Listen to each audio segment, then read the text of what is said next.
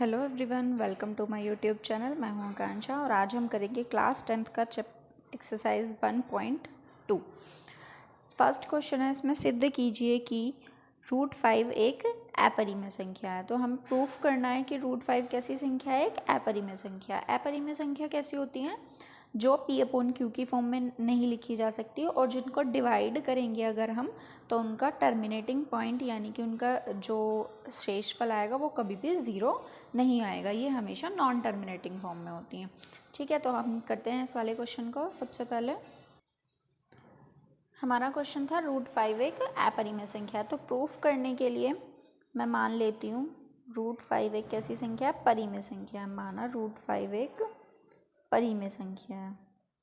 परिमेय संख्या कैसी होती हैं? जो P/Q की फॉर्म में हो सकती हैं और Q क्या नहीं होना चाहिए, ज़ीरो नहीं होना चाहिए। P/Q की फॉर्म में हो और Q does not equal to zero हो। ठीक है, और यहाँ मैंने इसको √5 को एक परिमेय संख्या माना है और इनको हमेशा अगर हम डिवाइड करेंगे तो इनका जो रिमाइंडर आएगा वो ज़ीरो आएगा, यानी कि ये टर्मिनेटिंग फॉर्म में होती हैं। तो √5 को मैं P/Q की फॉर्म में भी लिख सकती हूँ क्योंकि ये एक परिमेय संख्या है। तो मैंने √5 को P/Q के रूप में लिख लिया और P और Q यहाँ पर मैं राइट कर लेती हूँ। यह है सहभाज्य संख्या। सहभाज्य संख्या है यानी कि को-प्राइम नंबर। को-प्राइम नंबर कैसे होते हैं? जिनका HCF हमेशा क्या होता है, 1 होता है। तो यानी कि P और Q इन दोनों का HCF क्या आना चाहिए, 1 आना चाहिए। यानी कि इनके अगर हम फैक्टर करेंगे तो इनका common factor, highest common factor हमेशा 1 आएगा। ये हमारा मोस्ट इम्पोर्टेंट पॉइंट है इस क्वेश्चन का।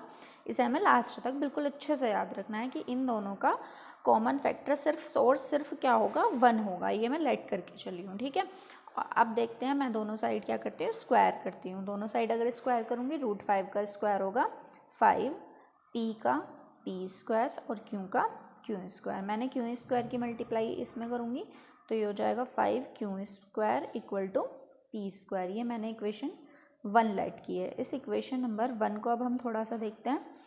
5 में 5Q² इक्वल टू P², यानी कि मैंने 5 में Q² की मल्टीप्लाई करी तो मेरा P² आया। 5 में Q² की मल्टीप्लाई करने पर क्या है, P² आया। यानी कि 5 में किसी की मल्टीप्लाई करने के बाद क्या आया, 5 का टेबल आया।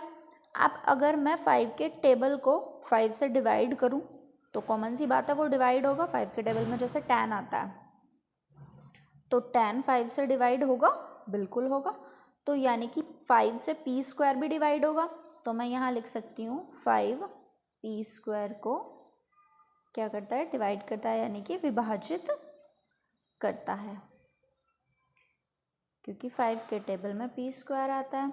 ठीक है, अब 5 अगर P² को डिवाइड करता है तो 5 P को भी डिवाइड करेगा। जैसे मैंने मान लिया 5 जो है अपने स्क्वायर को डिवाइड कर रहा है। ठीक है, तो ये स्क्वायर में अगर हटा दूं तो 5 को भी डिवाइड करेगा, भाई बिल्कुल करेगा। तो मैं यहाँ लिख सकती हूँ कि 5 P को भी विभाजित करेगा। अगर वो P² को विभाजित कर रहा है तो ये भी तो इसका इंटीजर है, ये इसको भी तो विभाजित 5P को भी विभाजित करेगा। बिल्कुल सही बात है। अब हम देखते हैं 5P को भी विभाजित करेगा। अगर 5P² को विभाजित कर रहा है तो 5P को भी विभाजित करेगा।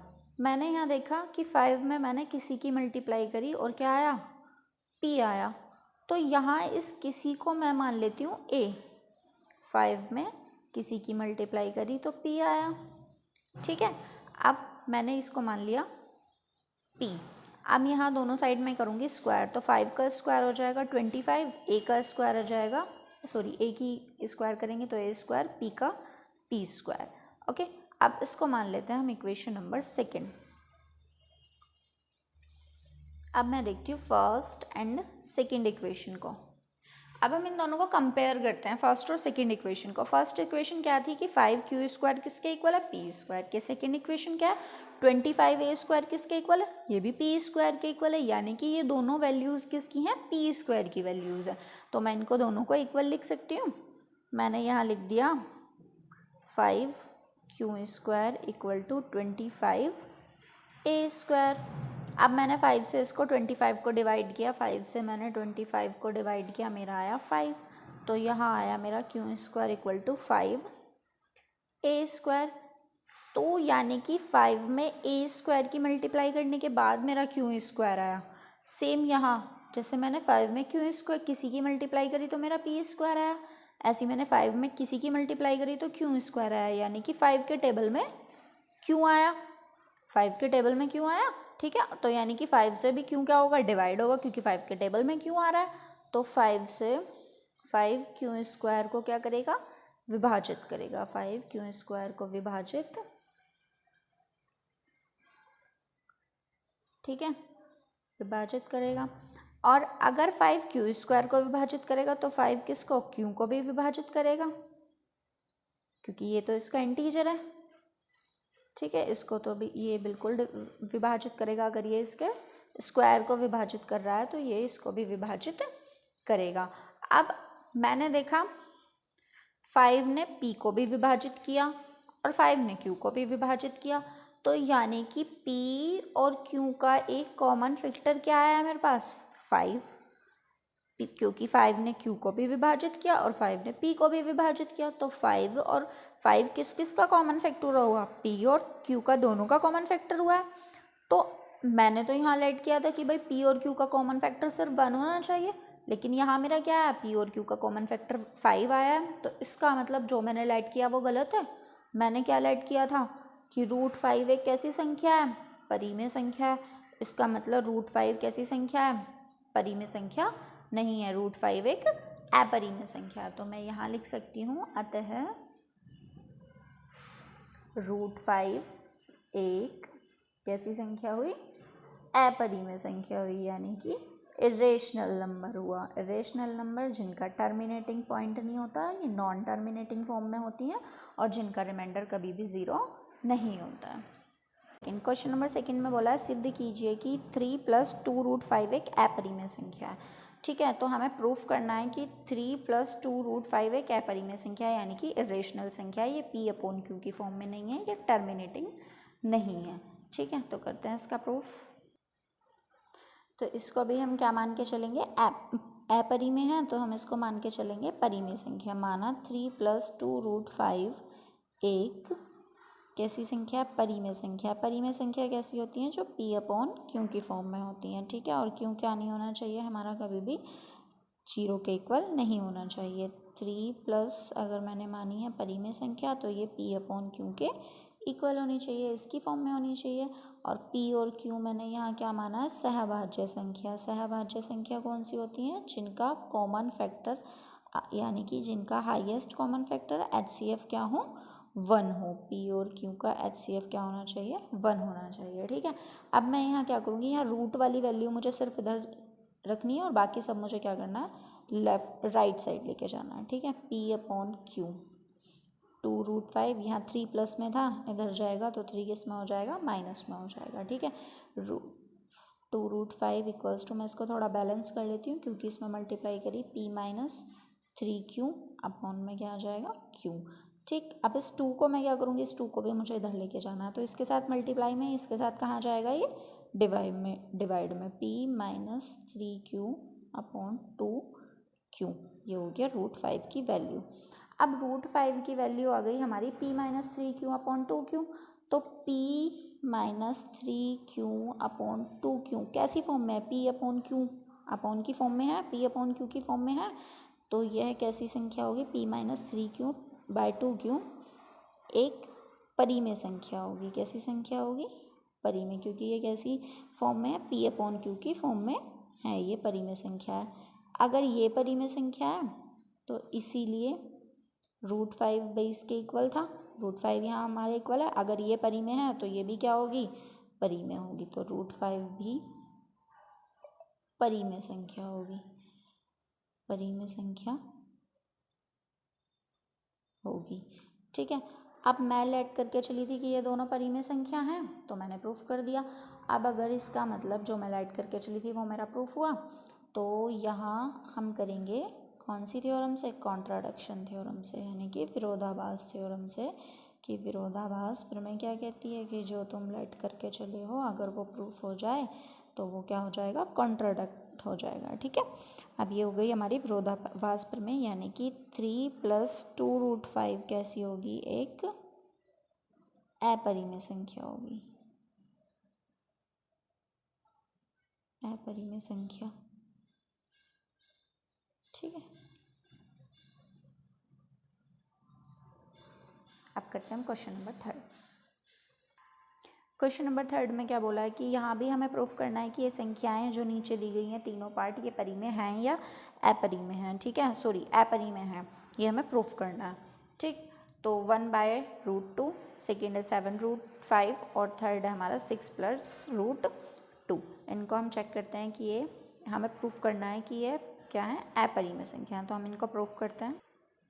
अब देखते हैं 1/√2, इसको लेट कर लेते हैं, मान लेते हैं माना 1/√2 एक परिमेय संख्या है। परिमेय संख्या कैसी होंगी, P/Q की फॉर्म में होंगी। ठीक है, और हमारा Q बिल्कुल भी क्या नहीं होना चाहिए, 0 नहीं होना चाहिए। अगर Q हमारा 0 हुआ तो हमारी वैल्यू किस में चली जाएगी, अपरिभाषित फॉर्म में चली जाएगी, इनडिटर्मिनेट फॉर्म में चली जाएगी। तो 1/√2 को मैंने मान लिया P/Q, और हमारा P और Q का कॉमन फैक्टर क्या होना चाहिए, 1 होना चाहिए। P और Q हमारी क्या होनी चाहिए, सहअभाज्य संख्या। ठीक है, ये मैंने माना सहअभाज्य संख्या, P और Q हमारी क्या है, सहअभाज्य संख्या। ठीक, अब मैं क्या करूँगी, यहाँ रूट को छोड़ूंगी, बाकी सबको मैं चेंज कर दूँगी। ठीक, रूट की मैंने इसमें मल्टीप्लाई करी और 1 की इसमें मल्टीप्लाई करी, तो ये हमारा आ गया √2√P = Q। ठीक है, अब मैं P को क्या करूँगी, इसके अपॉन में ले जाऊँगी। मुझे यहाँ √2 रखना है, Q ये इसके साथ मल्टीप्लाई में, ये इसके साथ क्या हो गया, डिवाइड में हो गया।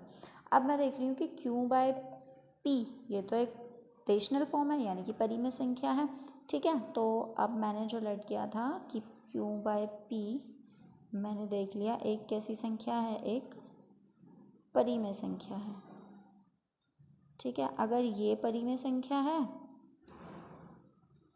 तो √2 भी कैसी संख्या होगी, √2 भी परिमेय संख्या होगी, क्योंकि √2 तो इसके इक्वल है, तो √2 भी परिमेय संख्या होगी।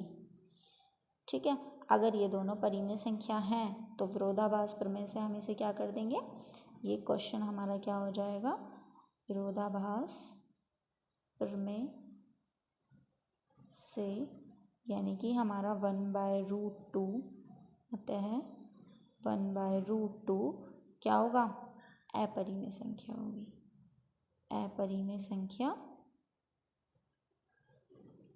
है। अब देखते हैं हम इसका सेकेंड पार्ट। अब हम 7√5 को अपरिमेय प्रूफ करेंगे। तो हमें प्रूफ करना है, तो हम मान के चलेंगे 7√5 माना 7√5 एक परिमेय संख्या है, परिमेय संख्या है, परिमेय यानी कि रेशनल नंबर है। ठीक है, तो रेशनल नंबर क्या होगा, जो P/Q की फॉर्म में नहीं होगा, और जिस P/Q की फॉर्म में होगा, जिसका Q क्या नहीं होगा, वो 0 के इक्वल नहीं होगा। अगर मैं इनको रेशनल मान रही हूँ तो मैं इसको इसके इक्वल लिख सकती हूँ, और मैंने यहाँ P और Q क्या माना है, सहअभाज्य संख्या माना है, सहअभाज्य संख्या जिनका कॉमन फैक्टर HCF क्या होगा, 1 होगा। P और Q का कॉमन फैक्टर क्या होगा, 1 होगा। ठीक है, अब मैं क्या करूँगी, इन दोनों को इक्वल माना है मैंने, इसके 7√5 को हमने P/Q के इक्वल माना है, यानी कि इसको रेशनल नंबर माना है। ठीक है, अब मैं यहाँ √5 को इसके इक्वल करूँगी, सिर्फ √5 को करना है मुझे, तो 7 इसके साथ मल्टीप्लाई में, इसके साथ कहाँ चला जाएगा, डिवाइड में। अब मैंने देखा कि P/7Q